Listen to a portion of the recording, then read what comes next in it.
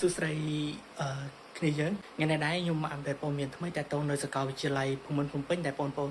គ្នាយើងបានសួរនៅសាកលវិទ្យាល័យភូមិន្ទភ្នំពេញគេបានផុសឲ្យនៅព័ត៌មាននៃការដាក់ពាក្យទទួលពាក្យចូលរៀនទៅលើមុខជំនាញហើយនិងតម្លៃសិក្សាក៏ដូចជាមុខវិជ្ជាដែលត្រូវត្រៀមប្រឡងចូលផងដែរហើយនៅក្នុងការផុសនេះគឺមានការអប្ដេតថ្មីមួយដែលគួរចាប់អារម្មណ៍គឺសាកលវិទ្យាល័យភូមិន្ទភ្នំពេញឆ្នាំហ្នឹងគឺគេបើកថ្នាក់បណ្ដុះបណ្ដាលលើជំនាញវិស្វកម្មមេកានិកហើយជំនាញវិស្វកម្មមេកានិកទៀតសល់គឺត្រូវការប្រឡងចូលហើយចំពោះការប្រឡងចូលគឺរួមមានមុខវិជ្ជាគណិតវិទ្យាតក្កវិទ្យារូបវិទ្យា3មុខហ្នឹងឯងហើយគ្នាយើងអាចត្រៀមនៅមេរៀនផ្សេងៗដែលគិតថាអាចនឹងប្រឡងចេញយើងត្រៀមទៅតក្កដូចជាយើងរៀនទី11ទី12ហ្នឹង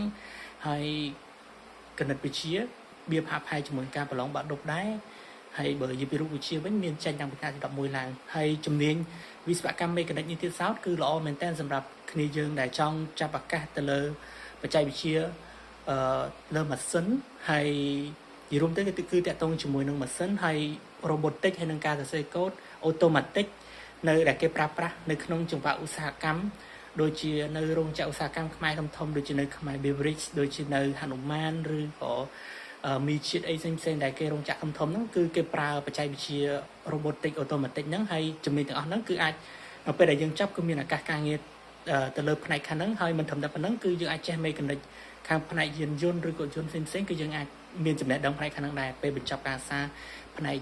វិស្វកម្មមេកានិកហ្នឹងហើយបើគ្នាយើងចាប់អារម្មណ៍អាចទៅសួរព័ត៌មានហើយនឹងបញ្ជាក់នៅសាកលវិទ្យាល័យភូមិន្ទភ្នំពេញបន្ថែមទៀតហើយសម្រាប់ខ្ញុំមានតែប៉ុណ្្នឹងចាំតែទៅកាន់អ្នកទាំងគ្នាហើយបើសិនមានចំណេញអីផ្សេងអាចសួរខ្ញុំបាននៅក្នុង comment ខាងក្រោមអរគុណច្រើន